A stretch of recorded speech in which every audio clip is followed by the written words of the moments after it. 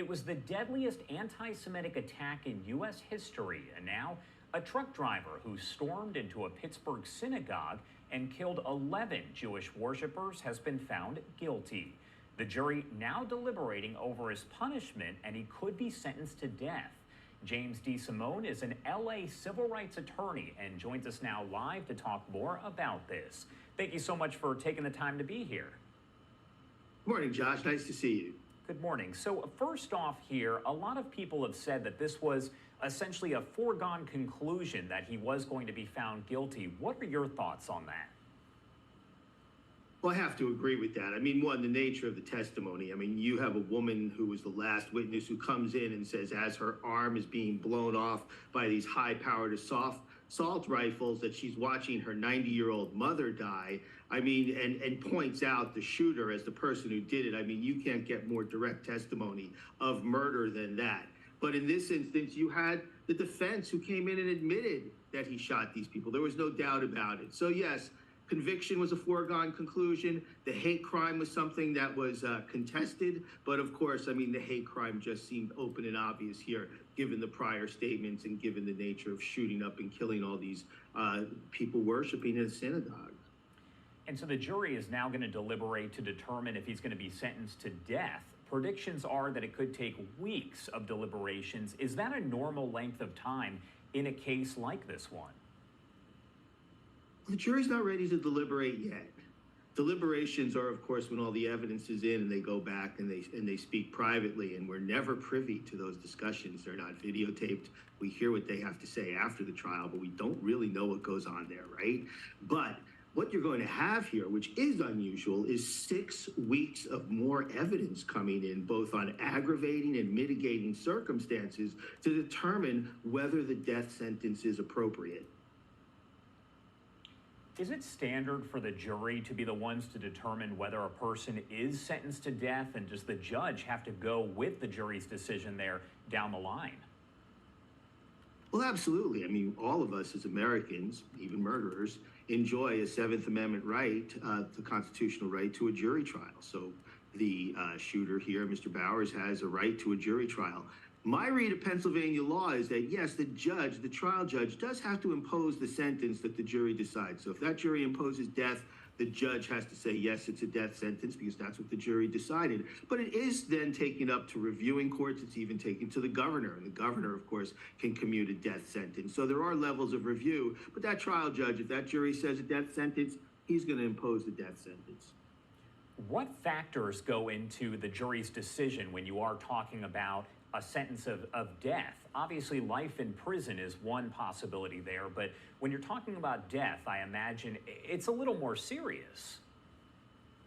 Well, absolutely. I mean, keep in mind that, you know, it's so serious that no one has actually been put to death in Pennsylvania since 1999. There's over 100 people on death row, but for a variety of reasons, there's actually a moratorium. Still, prosecutors think that it's important to have the death sentence imposed. Things can change. We see how the political winds change, and maybe people will be sentenced to or actually put to death in Pennsylvania. However, what the jury looks at is a series of what are called aggravating factors and mitigating factors. So the fact here that the crime was committed in the commission of a felony and that so many people were impacted are aggravating factors, and you're going to hear weeks of victims' testimony, including those who lived. 5 law enforcement officers were seriously injured when they came to rescue those people in the synagogue. You're also going to hear what are called mitigating factors, and they're going to look at this person's mental health history. There's been suggestions that he suffers from schizophrenia, from epilepsy, a brain disease, and that he was basically manipulated by these right-wing extremist sites that paint Jews and others as causing the problems of America. And it really, you know, it points out the danger of all of us having computers and having access to this information, and someone who perhaps is mentally ill getting manipulated. But I don't think that those mitigating factors here will overcome the aggravating factors of the heinousness of the crime and how many people it implicated here, or how many people were injured here. You know, I'm not a big believer in the death penalty, honestly, but given the factors here, I wouldn't be surprised if the jury imposed the death penalty. All right, and this is obviously considered to be a hate crime because you're talking about 11 Jewish worshipers that were targeted here. Does that change anything about the legal process overall and how all of this plays out?